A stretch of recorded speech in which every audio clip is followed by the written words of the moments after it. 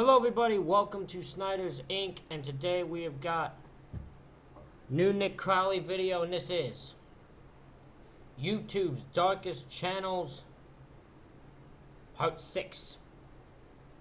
We're gonna get right into it. Ladies and gentlemen, hit the like button, hit subscribe button, comment your thing down below. Let's go.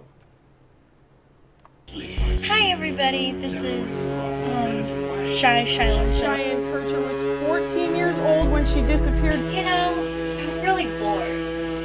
I wonder if I got anything to do. I know what I can do.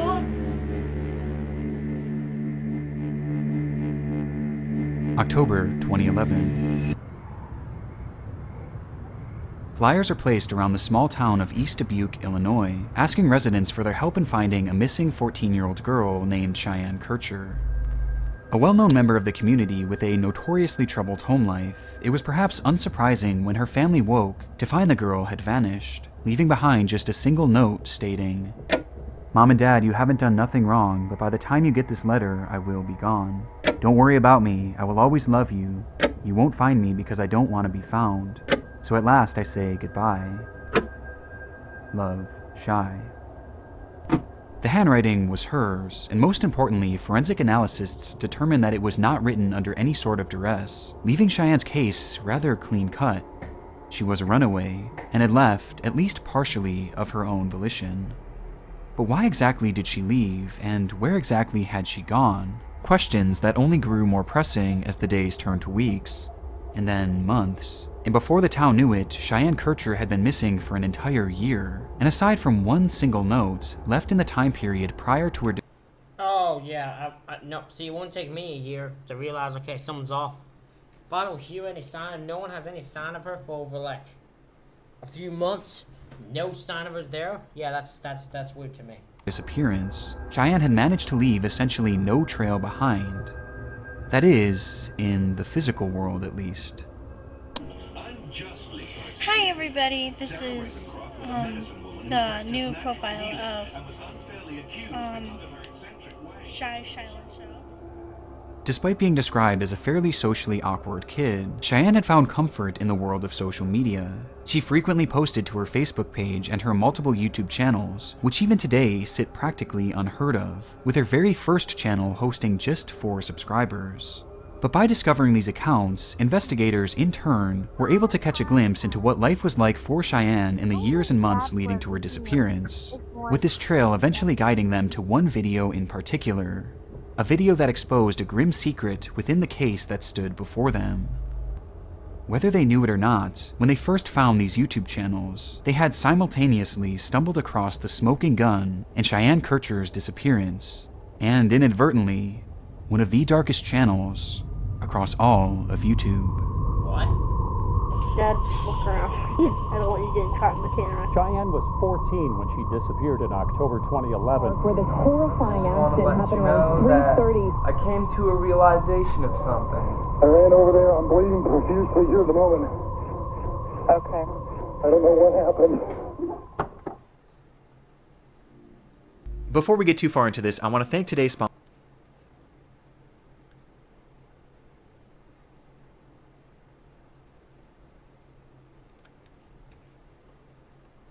Don't do sponsors here.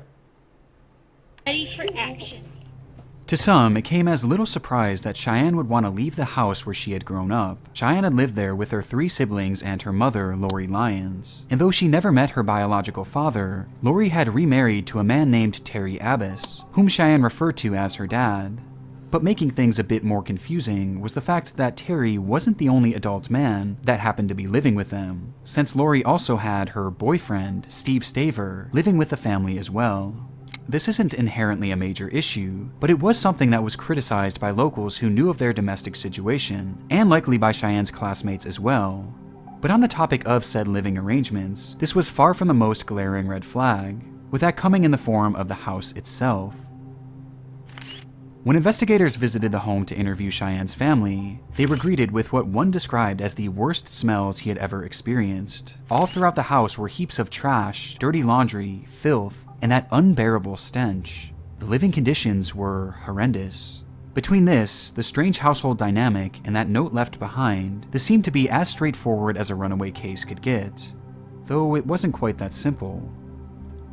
When police were searching around the home, they realized that Cheyenne had left behind her cell phone, which she was supposedly glued to at all times. But even stranger, she had left her jacket, as well as her shoes, which seemed bizarre considering that winter was quickly approaching and temperatures were hovering around freezing at this point. So the idea of leaving the house without either of these items made little sense at all, hinting to law enforcement that there may be more.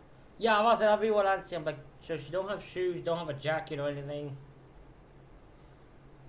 Because if you would have run away like that, that would make me seem like you ran away like in fear. So yeah, if there's supposed to be a planned runaway, I think there's something else. More to the story than what meets the eye, prompting them to begin poking around her history on social media.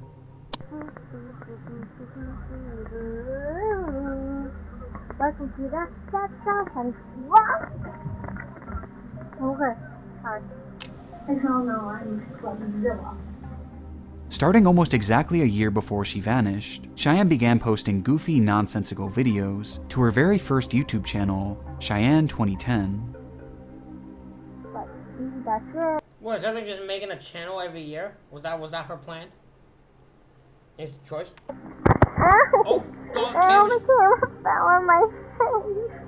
The clips here show Cheyenne's personality, as she's often seen joking around and doing various skits. And though they seem fairly incoherent all these years later, for a child at her age back in 2011, this was the standard for small personal channels. And you can tell that she clearly just enjoyed creating this content, using the channel as sort of an outlet to get thoughts and emotions out into the world, even if practically no one was watching. But dealing with her disappearance specifically, things became far more noteworthy on February 19th, 2011, when Cheyenne launched another YouTube channel called Shy Love 2011. But somebody had took my account, but I'm back on air and I'm ready to make shows. The channel was essentially a continuation of her previous account, but eventually she would introduce a new style of content, one that featured her family members as stars of the show. On numerous occasions, we see her younger siblings and her older brother joining in on the fun, with the group all seeming to have a great dynamic together, acting exactly the way you would expect of siblings their age. Ow, you bit me! But by far her most frequent guest was one who rarely if ever appeared willingly, and instead would be caught in the background, working at his desk or coming in and out of the room where Cheyenne was filming, with that being Terry Abbas, her stepfather. That's my brother Riley. That's that creepy guy that lives downstairs. Oh, I mean, my stepdad, Terry. Due to the crowded living conditions of her home, Cheyenne never really had her own environment to film in, so she made do with Terry sitting in the background, even throwing some jokes his way as the two would frequently bicker about him being caught on the camera. There's been a lot of things changing over the news. Dad, look around, please. I don't want you getting caught in the camera. Cheyenne, why don't you be quiet? I am. Okay, whatever. my business. Okay. But this never really went past anything other than standard family hostilities. In fact, Cheyenne seemed to love the man that she called Dad, posting about him on numerous occasions across her Facebook page. And as investigators followed the trail across her channel, it seemed that the content on her YouTube page was leading them straight towards a dead end. Until they found the video. What's this?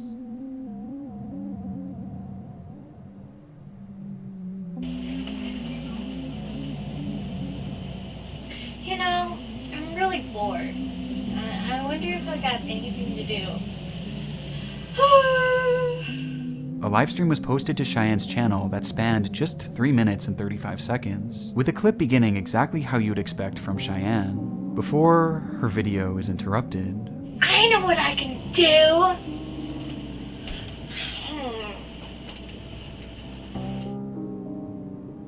As she carried out her introduction to this live video, a man suddenly enters the room with only his lower half in frame. Immediately, Cheyenne turns to him, and her loud, energetic personality does a total 180. She goes quiet, before grabbing the man's arms and whispering, "I'm on a live stream. Be careful."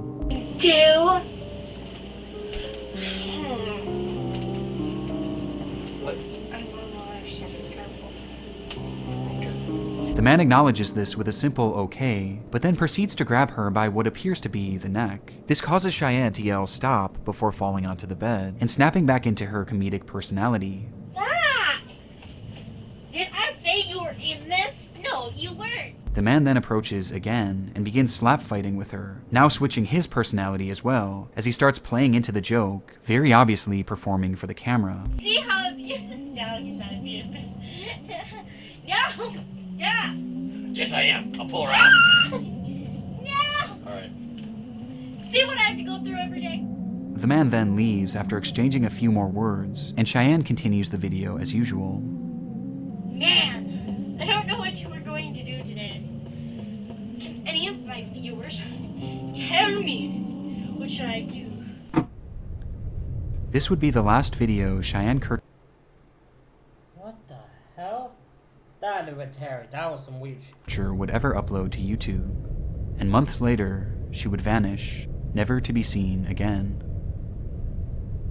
The video insinuates so much. The closeness of the man, the secrecy of it, the way he approached her, and the sudden change in energy from Cheyenne. It all spoke so loudly as to what was happening here, and what had been happening to Cheyenne at the hands of her own stepfather, Terry Abbas. As you will see, I did. Dad, look around, please. I don't want you getting caught in the camera. That's that creepy guy that lives downstairs. Oh, I mean, my stepdad, Terry. Cheyenne's home life truly was troubled, even more so than detectives could have ever imagined, as they began uncovering stories where Terry had supposedly been spying on Cheyenne in the bathroom, with these accounts eventually growing more and more heinous, as it was eventually alleged that Terry had begun with this moment captured on Cheyenne's livestream, likely being the attempted start of another attack. Only this time, Cheyenne was saved by the camera, if only for a moment. So with this, investigators called Terry in to speak with him as to what really led to Cheyenne going missing, already knowing at this point that he had likely been for years now. And as Terry sat down for his interrogation, it would not take long for the truth to reveal itself. Well, you got your man. Hey, you got Terry Abbas. Cheyenne is not with us. She's gone. Before I knew it, I was standing over her body. Last thing I remember, my head was over her neck for some reason. Just over her neck, doing what? Squeezing, I guess. Terry, you evil fucking bastard. You evil fucking bastard. As Cheyenne began to grow older, Terry knew that the things he had been doing to her were at a greater risk than ever of being exposed to the world, and Terry didn't trust her to keep that secret, so he had to take care of things himself.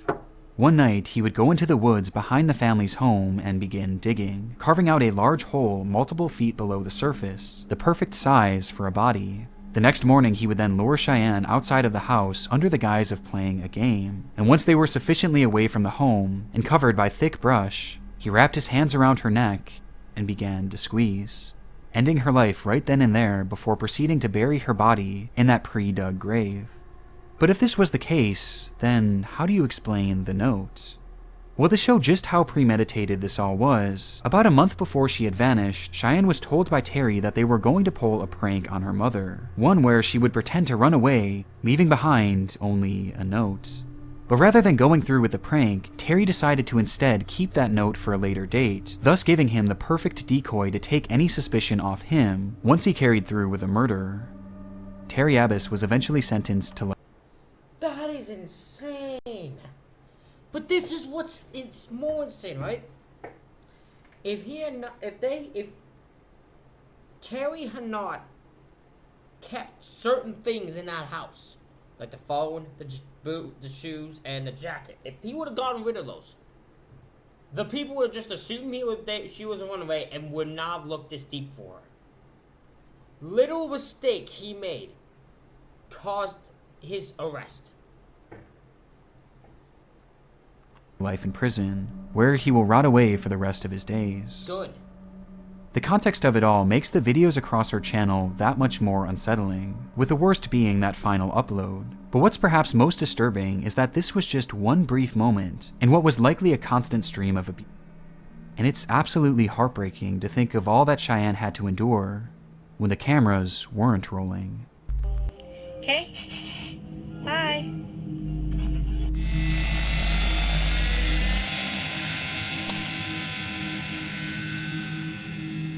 June 3rd, 2009. 15-year-old Roman Peric Jr. fires up his remote-controlled helicopter at a small Brooklyn, New York park, while his friend stands by closely with a camera trained at the device.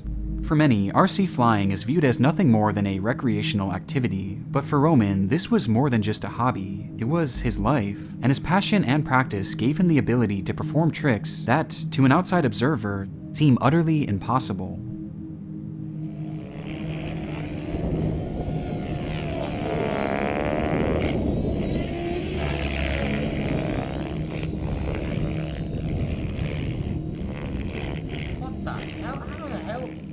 When Roman's helicopter was in the air, it was as if gravity itself failed to exist, performing stunts that seemed to defy physics, turning the craft sideways, zigzagging it backwards, even upside down in a completely unnatural manner, before stopping it on a dime with expert precision. On YouTube, you can find traces of his work all over, with many videos being posted by various amazed observers, along with clips posted to his own 2 YouTube channels, with this initial upload being his first introduction to YouTube. Through his videos and various public showings, Roman was already becoming known as one of the most compelling pilots in the entire community. And despite his youth, this actually isn't as surprising as it may seem. Flying was in his blood. His father, Roman Peric Sr., was a passionate RC pilot himself, even founding and leading a New York City-based club for fellow RC enthusiasts. Over the years, he I never knew this was such a thing. RC, like, tricks on a RC helicopter and an RC car and using tricks and that. I didn't know there was such a big market and thing for it. Would teach his son all there was to know about this unique sport, with the 2 often traveling and competing in various events across the country, and flying recreationally together nearly every single weekend, documenting many of these outings across the Roman Peric Jr. channel. But while it's easy to appreciate the talent involved with flying in such a manner, there was an element at play with these tricks that is easy to overlook, especially by simply watching the videos. With that being, the element of danger. Unlike most RC helicopters that you would expect to see in stores that are mainly geared towards children, the device that Roman was flying is much, much bigger, with the craft measuring in at nearly 3 feet long, featuring blades of a similar size that were made entirely out of carbon fiber. These devices were large and, most importantly, powerful, as it's estimated that this specific craft Roman was using could reach speeds of up to 60 miles per hour, while the blades themselves spun at— Oh no, who's about to get cut up by this goddamn thing?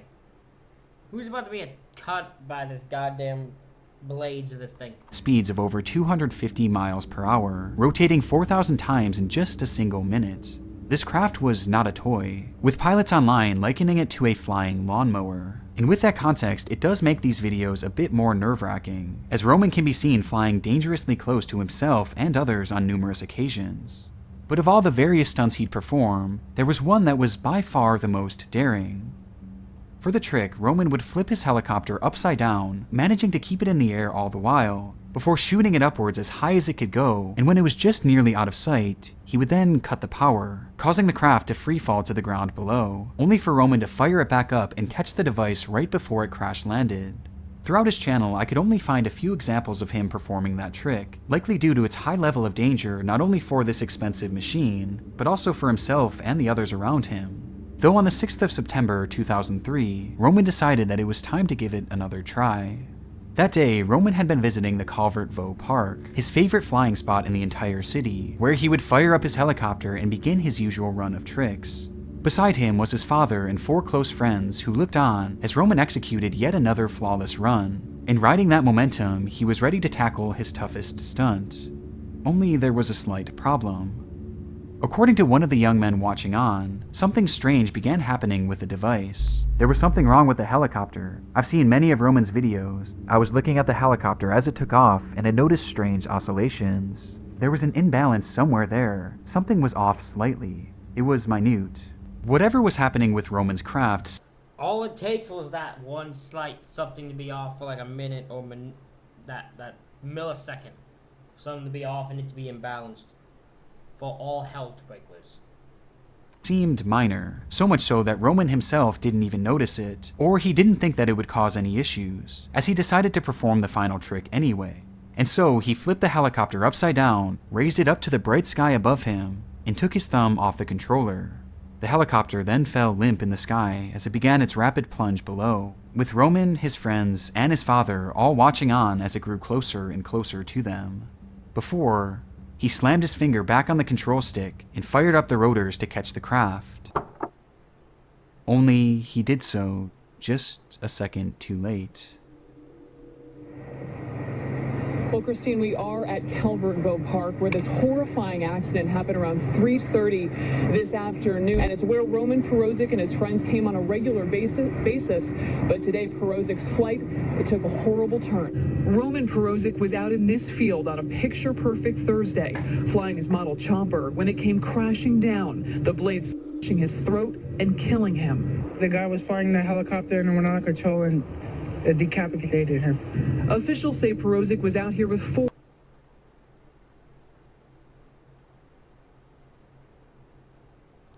So he kicked in the gear, the blade started, but it was so close to him, it either took his throat or took his head. Decapitated is a specific word, so I don't know. 4 friends, they all witnessed the horrifying crash.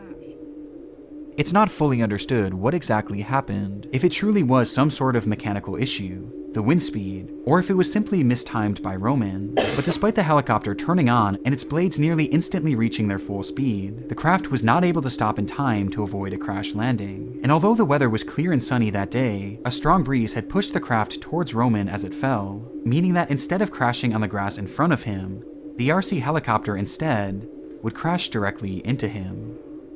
The blade first struck Roman's face, impacting with such a strong force that it nearly cut his head clean in half, before the blade would then strike his neck, partially decapitating him. Wow. All the while, his friends and father watched on in horror. Within a split second, Roman Peric Jr. was dead, killed by the very sport he loved so dearly.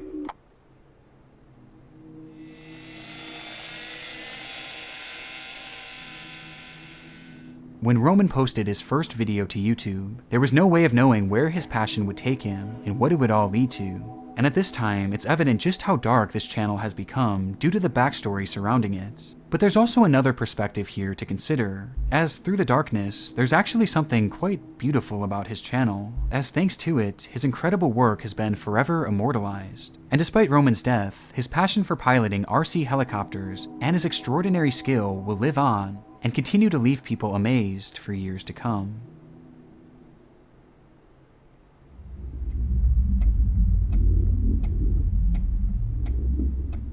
It started with a simple video. 160 Oh, it's this guy! I knew his name instantly! Oh, Mr. Ball. I've heard this from Mr. Ballin. I've heard this from that chapter too. This guy had the worst, this guy's mental state went fucking haywire. Fucking insanity. I don't know what the happened. I don't think anyone really knows what happened to him. But his mental state went haywire and it led to an insane, scary incident that shouldn't have happened. How's it going, guys? Today, I'm going to be talking about fitness as a whole and the challenges it brings.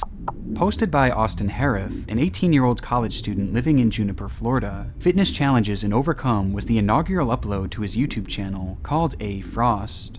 Having lived his entire life in the area, Austin had developed a reputation locally for being goofy, but also intelligent and driven, finding a deep love for fitness upon taking up football and bodybuilding at a young age. And in his Sorry, I was just checking my phone quickly. First upload, his passion and personality were on full display as he shared his thoughts on the world of dieting and weightlifting, with the video's sole purpose being to help others who may want to follow in a similar path. It's pretty tough, man. It's not easy, but nothing in life worth having is easy. Remember that, guys. You remember that? You remember that? I remember. You gotta promise me that you'll remember that. It seemed apparent that Austin aspired to develop a career online as a fitness coach, and despite this being his first crack at launching a YouTube channel, he does come across as being articulate and likable. And aside from some general awkwardness due to the lack of polished editing, Austin appears entirely normal. A stark contrast to what was soon to come. Yeah.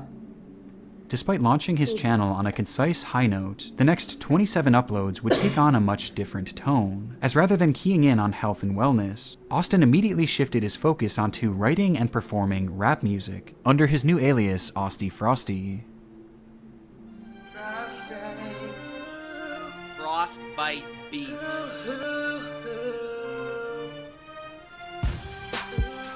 I roofie Bill Cosby. Cosby Show. Get him to show me his P.E.P. This music is not for everyone, to the point where it's almost indiscernible from irony. However, the persistence of his upload.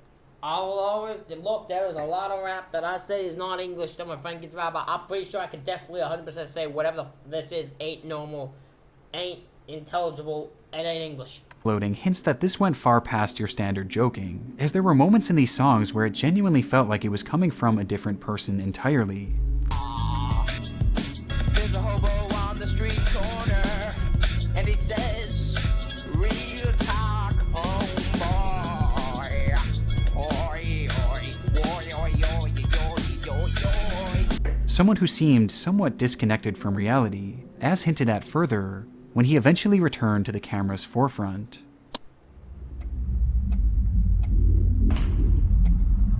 What's up, guys? Today I'm going to talk about the ketogenic diet. After his run of consecutive music uploads, Austin began appearing on camera yet again, where his once articulate and well put together self began moving and speaking more sporadically. And other low starch vegetables like spinach. With my baby, with my baby, yeah. Get hoes, get money, get big, get suits, fly planes, run train. Can someone translate what he just said in the last two things to English, please?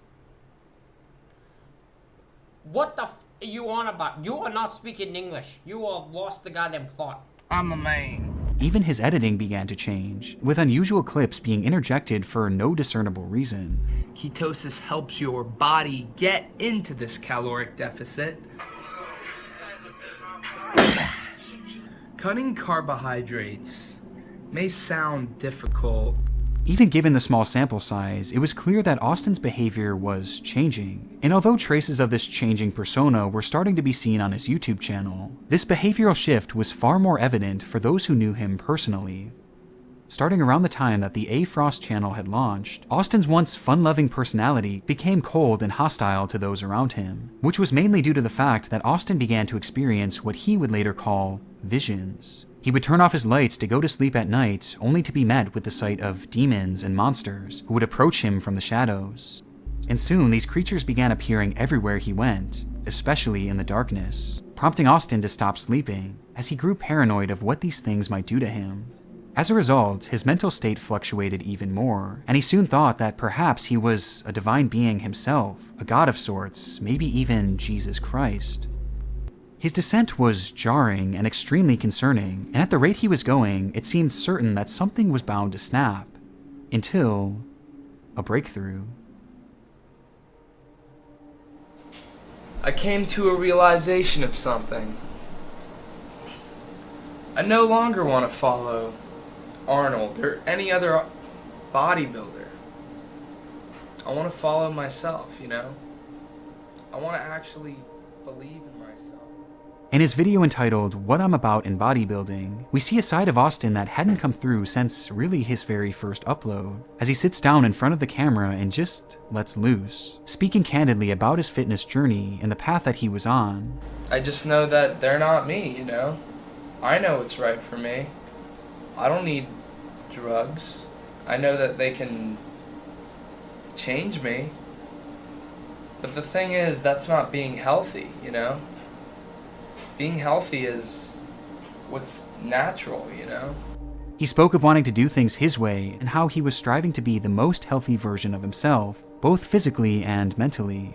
It's almost shocking how calm Austin seems here, just based on his prior uploads. But despite appearing like a positive sign on the surface that Austin was perhaps finally getting the help he needed, there was still an air of uncertainty to it all. And there was really no way to know at the time whether his demeanor in this video was a sign of better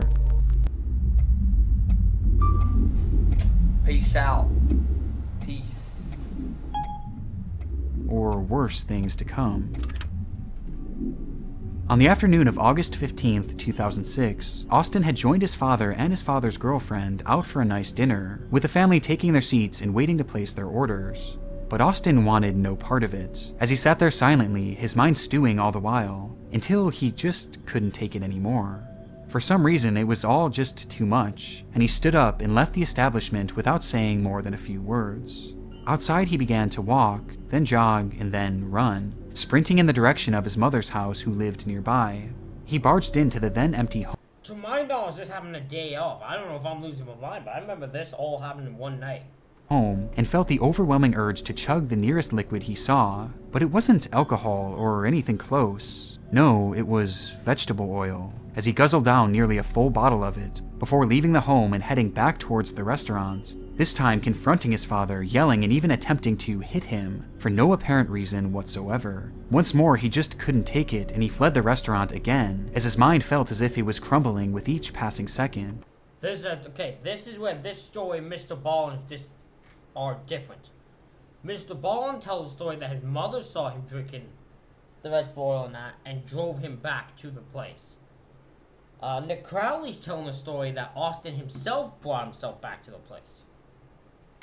Until he got outside and was met by the sight of something utterly horrific. It looked like some sort of creature, standing there just staring at him. He screamed at the top of his lungs and began sprinting away into the dark night. He ran as fast as he could, desperately calling for help, desperately looking for help, until he saw a bright light in the distance. Salvation, he thought, as he sprinted towards it and then directly into the light.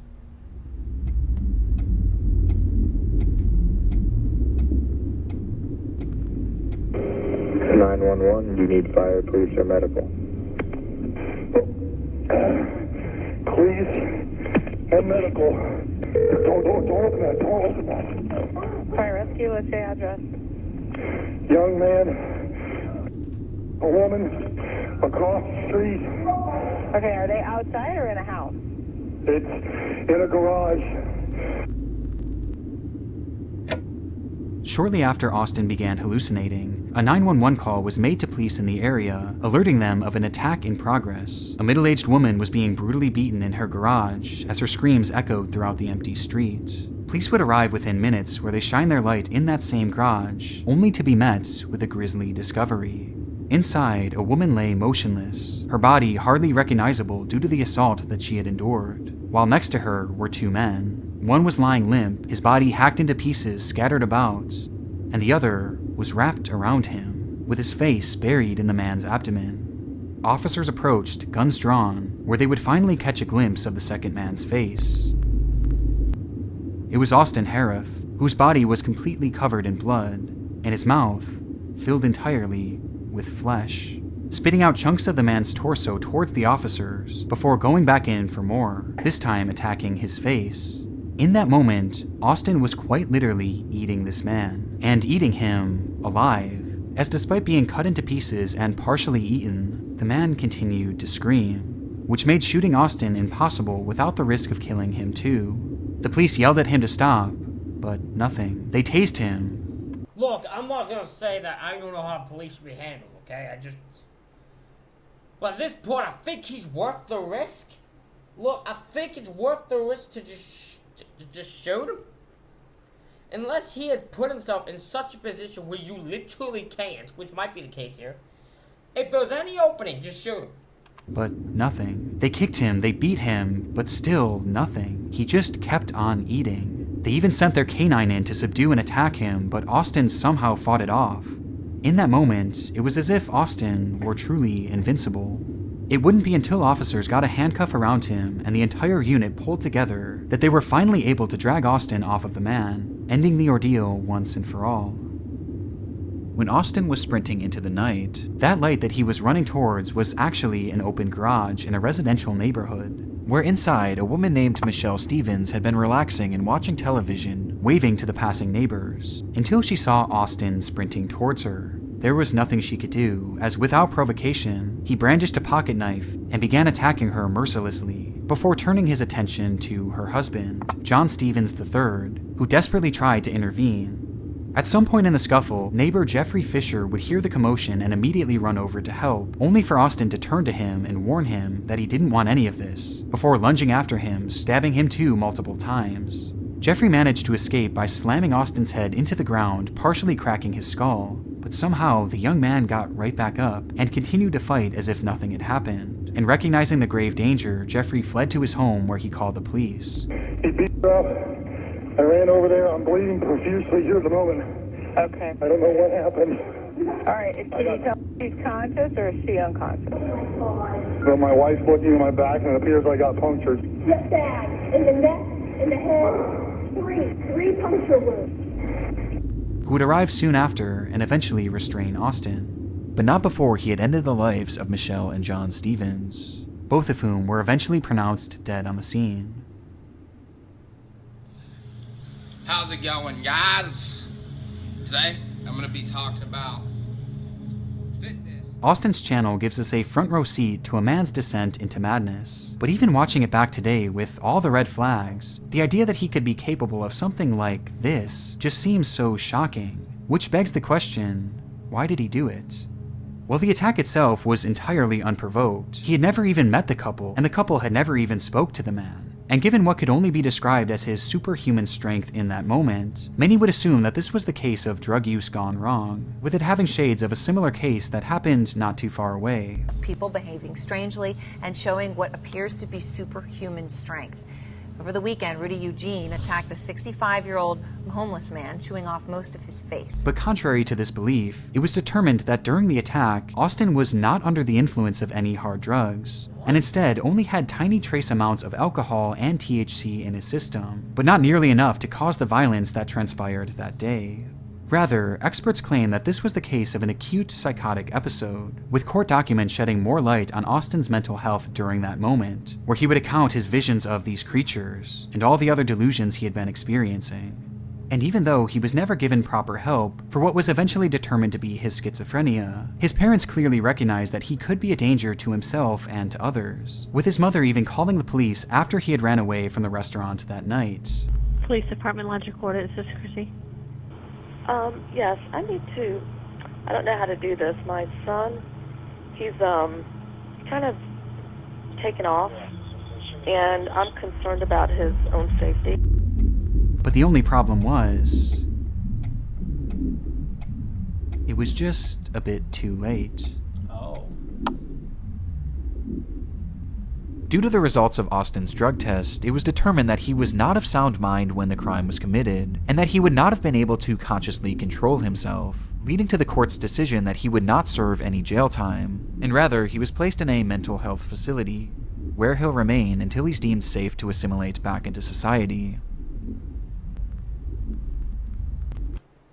Ladies and gentlemen, that is it for this reaction video. Let me know what you think in the comments.